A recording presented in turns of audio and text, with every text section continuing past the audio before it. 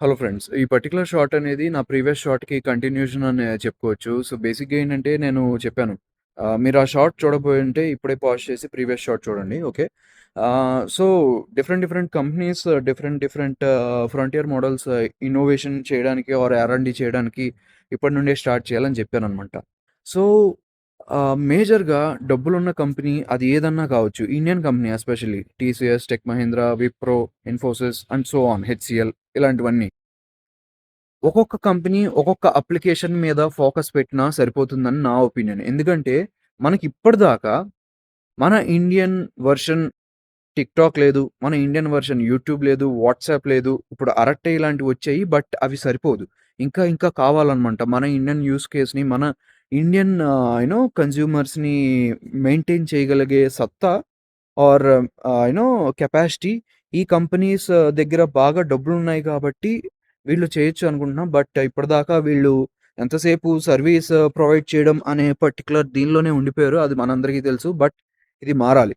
ఇది మారితేనే మన Indianised versions వస్తే రెగ్యులర్‌గా యూజ్ చేసే అప్లికేషన్స్ ప్రతి ఒక్కటి గూగుల్ క్రోమ్ కావచ్చు, యూట్యూబ్ కావచ్చు, ఇన్‌స్టాగ్రామ్ కావచ్చు, వాట్సాప్ కావచ్చు, Google maps already map my India ఉంది. అట్లాగా సో మెనీ థింగ్స్ వచ్చి ఇంటర్నేషనల్‌గా కూడా జాగ్రత్తగా వినండి.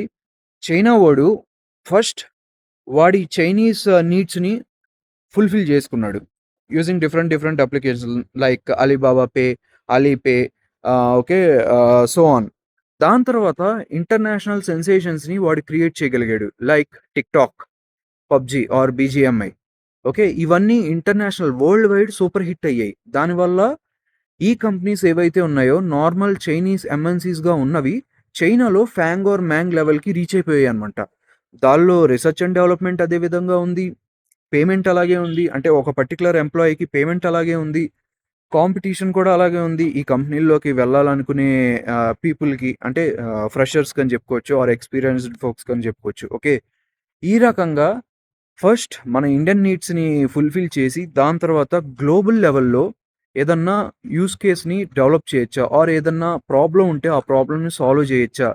అండ్ గ్లోబల్ లెవెల్‌లో ఎంటర్‌టైన్‌మెంట్ ఫీల్డ్‌లో కూడా మనం చొచ్చుకుపోవాలి. Just like BGMI or PUBG and TikTok and so many other applications. But short సరిపోదు కాబట్టి జస్ట్ 2 ఎగ్జాంపుల్స్ చెప్పాను.